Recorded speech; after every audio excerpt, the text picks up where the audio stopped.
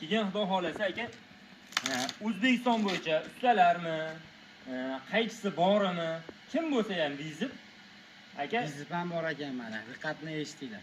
Qadrdonlar, bugun xudo xolasa sizlarga eng kerakli bo'ladigan bolta qaychini ko'rsatamiz. Hammaning uyida ham menimcha daraxti bo'lsa kerak.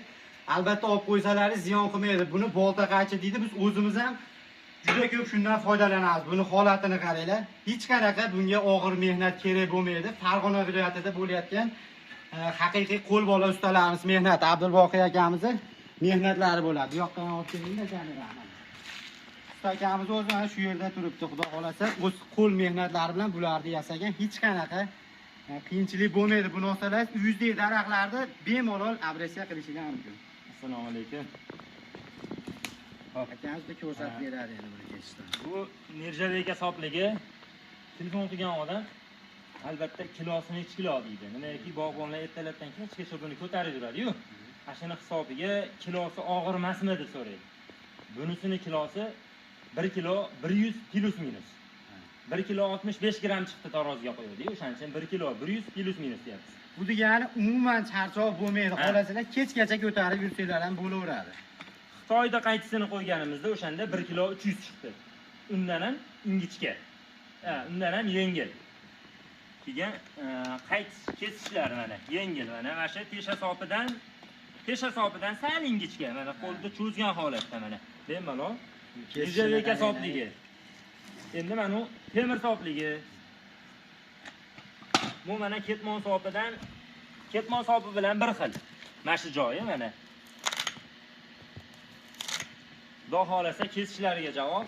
O'zi qaychilar, bu qaychilarda har xillari bor. Hali urib uzib kesadiganlari bo'ladi. Keyin qisib kesadiganlari bo'ladi. Bu so'yib kesadi. Shuni hisobiga bolta qaychi deganmiz. Keyin xudo xolasa aka, O'zbekiston bo'yicha ustalarmi, qaychisi bormi, kim bo'lsa ham vizib aka, vizib ham bor ekan mana. Diqqatni eshitinglar. Aka, qaychilarni olib kelishadi, bir tomonga tarozini qo'yamiz, shunday kesamiz. Biznikidan yengil kessa bitta qaychisi bor.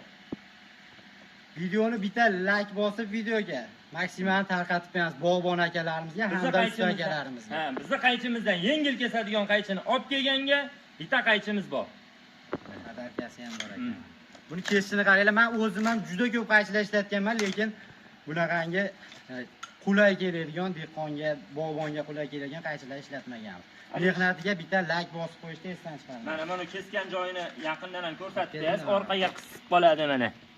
Hali shoxini nimasini tanasini qaytarib qo'yadi deganlar uchun mana hech qanaqa qaytarish unaqa narsa bo'lmaydi. Yengil. O'zbekiston bo'yicha 250 ming so'm, 30 ming so'm dastlabkasi 280 ming so'mga yetkazib beramiz bunisini. Bunisini 310 ming so'mga yetkazib beramiz nirjavik hisobligi.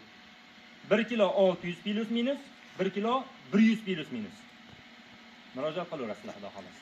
Sog' bo'linglar, kanalga albatta obuna bo'lib qo'yishni ham esdan chiqarmaymiz. Salomat bo'linglar do'stlar.